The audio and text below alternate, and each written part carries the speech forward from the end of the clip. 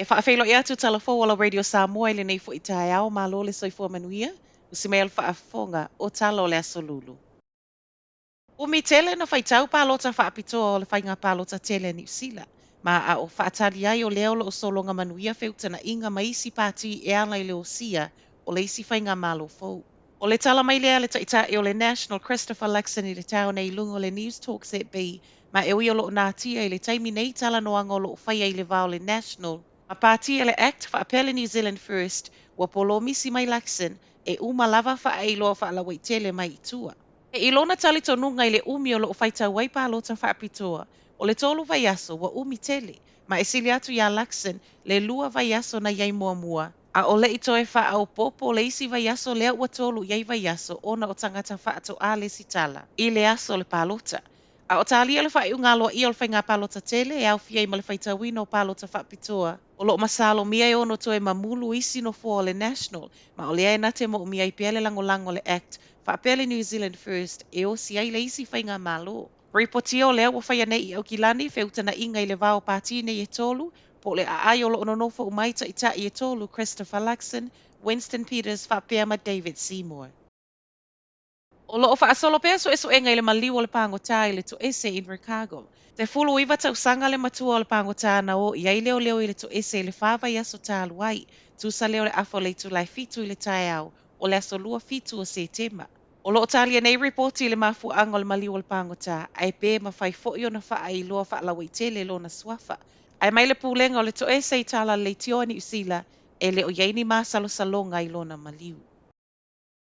Awa o peo na mawhatia tangata ngā lulua i le Emergency Department i le whalemai au kilani, i le to ngao le au whai ngā luenga, ma o le ua tusi ai i le pūlenga. Ti lia ma le se lau lima se fulu tangata ngā lulua na sainia le tusi aloa ia na whai, e au fia i fō mai, tausi mai, whaapea healthcare assistance. I le tusi o lo lapata i le pūlenga i le whaawa o peo na soli o le whaatapula e tatau o na iai, le numero o tangata ngā lulue. Ma o le whaawa wai peona le au siai a vea lea mawa noa e la matia i le saunga le mua le au whai ngā luenga. Whaapea ngase sulu atu. O le whai ai o le tusi aloa i o le isi lea si tepu wanga i ai le au whai ngā luenga. I le mai a whaawa wai peona whaila reporti wa tā uo incident reports. Ai le ai lava ma se swinga. O le mana onga le au whai ngā luenga. Ia whaamaliaina le acute ratio le to atasi le tausima ia wa aianga ngase to awha. Ma o loo whaatalo sanga i nai foi. Leo mai o clinical staff mai isi vaenga o le whalemai e whesoa soani pe a pisi tele le ED. Reporti a foi e iai taimi wa le mawhai e ona whaiani malo longa la au whai ngā luenga no le pisi tele whaapea ma le mawhai ona ave o asolivi. Mai le Health New Zealand o loo ngā lulue nei i tū e tatau o na whaaleleia. O se fianga i tamaitai Pasifika o lo au tauina i le kolisi maualunga Napier Girls High le aloa i o le lava o se tasio swinga whaau popo i le tōninga le kolisi. Sana o se manatu se ia o mai na whaatalo sanga ina le pule a onga whaapea le whaia onga o lo o aia whanau a onga Pasifika ma o mai nei i le taunu unga manuia ua iai. Tolu tau sanga o tapena mai ma o le ia lava lanu moana e lo miai funga la au whaapea ma le pine a le lau mua i le isi tu. Lea ua tau nuu ia i le mai a fuafua ma whaia fesu ia inga, ia mauti noa e tāla whea ngai, ma fia i ai tamaita i a onga. Reportia le Herald, o se fia ngai tamaita i a onga le swinga wha o popo wa iai ma e le ngata i le mitanga o tamaita i Pasifika, ai whaapea i fo i maisi e le oni Pasifika. Ai watu i tala mai Vanuatu.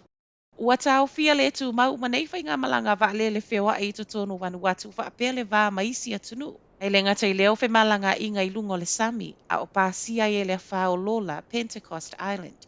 O le ua toi pa uma i lalo le category lo na wha. Le whaatu la ngana o le malosi o Lola e tu sama reporti na tu ina mai ana pō. Mai le ofisa le vaaita ua fiti, o le ua nga i mali atu i saute i sisifo. Pau reporti lata mai le tau nei o savili malolosi le ua ti ngai nai, se vaenga o Vanuatu i le vaveao ana le la. I le vai mamawa i la tau lo reportia whai le atu Pasifika, e le vao le valu, ma le sefulu ma le wha. E a sia le Pasifika mai le masina fou, wha asolo atu ia aperila o le tausanga a sau. O Talanala Radio Samoa, manuia le nei tae au.